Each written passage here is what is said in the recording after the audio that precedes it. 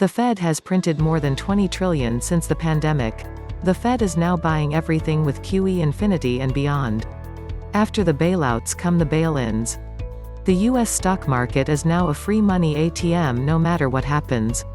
The US stock indexes are delivering 5 to 10% capital gains every single week since March 2020, while corporate revenues are tanking, corporate and national debt is astronomical, the valuations are beyond insanity, political polarization is at maximum, there are ongoing and upcoming wars, the real resources are limited, the economy is collapsing, competition is intense, the stock dilutions are at record highs, everything is getting worse. This is the greatest transfer of wealth in history. It's also the greatest transfer of power in global history. Debt and more printing.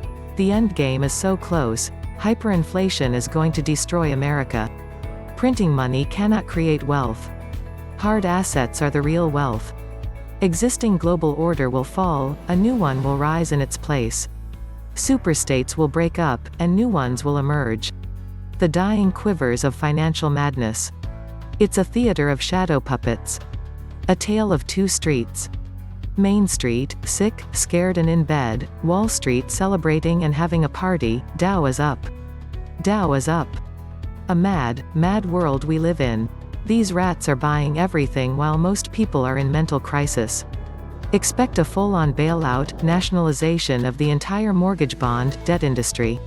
Everything must be fixed now. See what the hope of massive Fed intervention and massive fiscal stimulus can produce. The rigged casino rolls on.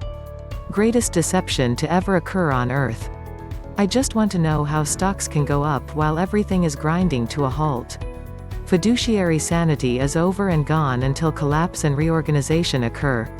Risk cannot be eliminated and must be priced, and not by the Fed. We have seen more than enough of how that works out. The Fed is buying it all. And what they buy gives whoever they buy an unfair advantage over others. The Fed has peered into a financial abyss and is panicked. They're willing to support everything, including the purchase of ETFs. So Monday evening, the banks called the government to report that their over-leveraged commercial bond paper was basically worthless. Not a problem. The government called the Steinberg family at the Fed and said please send these poor banks $1 trillion tonight, and also have the Steinberg Fed family go tomorrow morning directly and buy $4 trillion of stocks. Just don't tell anyone. This is beyond a massive fraud. They are not buying the world, they are stealing the world and its abundance. Time to call out the private owners of the Fed. As the game has long been rigged to protect the riggers, those battling to preserve the status quo, entered this fight with all the advantages. They will use any means, fair or unfair, braven to the extreme, to prevail. What the Fed forgot to say is they will be providing unlimited money until confidence disappears. This is why all the central banks have been buying gold like crazy since the last crash. That allows them to hit the reset button. The problems caused by mind-boggling amounts of money printing are even more mind-boggling money printing. End the Fed. You can only throw so much fuel on the fire before the coals burn out. They are exacerbating the problem 10 times every time they throw money in and force it to go up. Paying debt with inflation. Did the Fed learn that from the Weimar Republic? Mr. Market is going to get angry soon, and the worst grizzly bear in the forest is going to start attacking the novice hunters. Moment by moment as the economy is closed. We're all falling behind in bills we'll never be able to catch up on. Good luck, America, gone forever. It looks like the price tag for the $6 trillion stimulus bailout package may already be up to $10 trillion.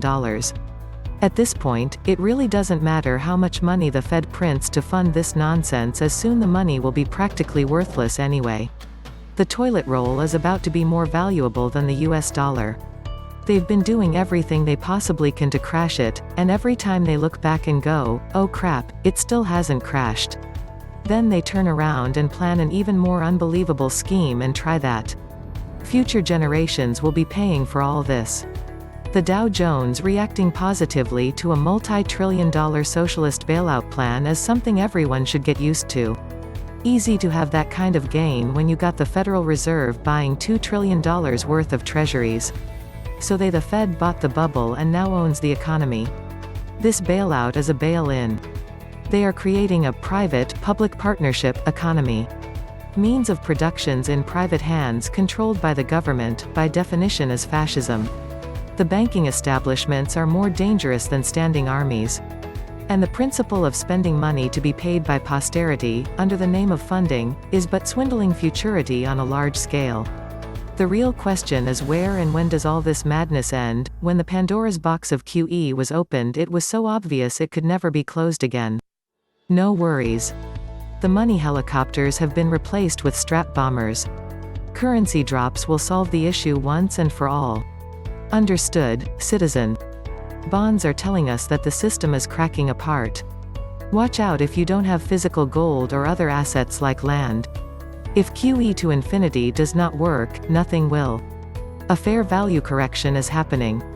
They can add as much as they want to their balance sheet, but eventually it will cause further loss of confidence and a hyperinflation, and not only that, but the Fed will become insolvent. One thing is quite clear.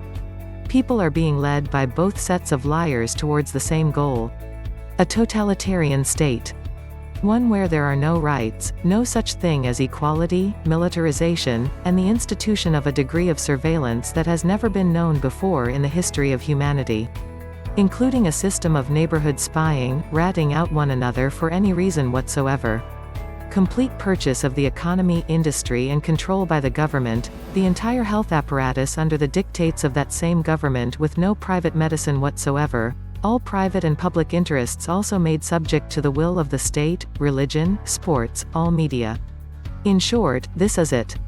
The end game. The cards are being dealt right now, and most people in this country are salivating at the prospect of a couple few $1,000s hot off the presses. God help the poor soul who should happen to look up from their mobile device and realize that it is actually just another day, and there's no reason at all to come to this level of panic.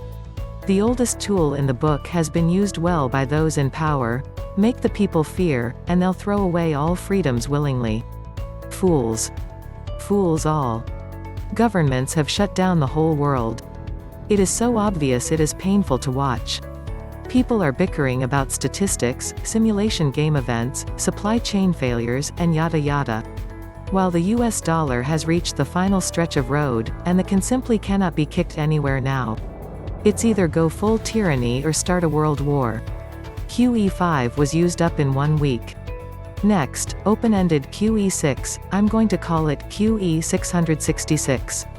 This is the Fed, bankers. They are the global vampires that knowingly caused this.